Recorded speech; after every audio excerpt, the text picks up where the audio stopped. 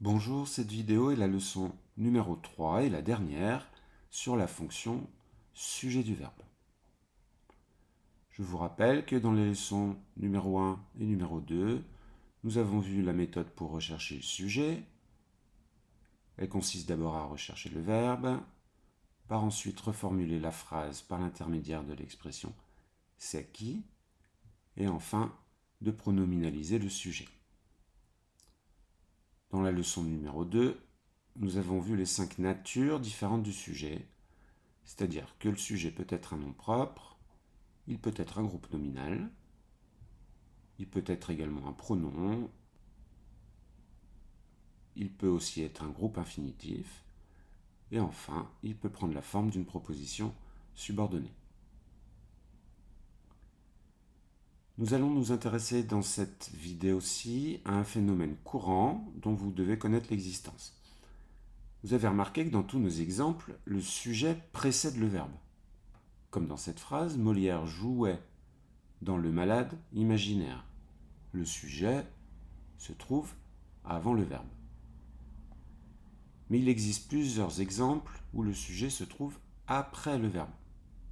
C'est le cas notamment des phrases interrogatives. Prenons la phrase interrogative « Joue-t-il dans Le Malade imaginaire ?» Reformulons avec notre expression « c'est qui ?» C'est « il » qui jouait dans Le Malade imaginaire. Vous voyez bien que le sujet de notre verbe se trouve après le verbe.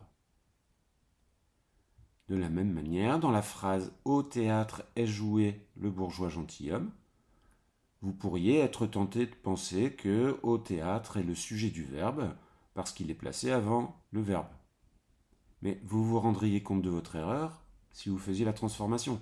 En effet, la reformulation « c'est au théâtre qui est joué le bourgeois gentilhomme » n'a aucun sens. La reformulation correcte, c'est bien sûr « c'est le bourgeois gentilhomme qui est joué au théâtre ». Et on se rend bien compte dans cet exemple que le sujet se trouve après le verbe. On appelle ce phénomène le sujet inversé. Attention donc de ne pas vous tromper en appliquant toujours bien la méthode. Une dernière remarque qui ne s'adresse qu'au 4e et au 3e. Les 6e, vous pouvez passer cette étape. Nous allons prendre la phrase complexe « c'est Molière qui jouait dans Le Malade imaginaire ». Nous suivons la même méthode. Nous cherchons le verbe, mais ici, il y en a deux, puisque nous sommes dans une phrase complexe. Nous repérons bien les verbes être et le verbe jouer. Quel est le sujet du verbe être? Il n'y a pas de difficulté ici, c'est le petit pronom démonstratif, c'est apostrophe. Par contre, la question qui se pose, c'est quel est le sujet de la proposition subordonnée? Quel est le sujet du verbe jouer? En l'occurrence, le sujet du verbe jouer est le petit pronom relatif qui.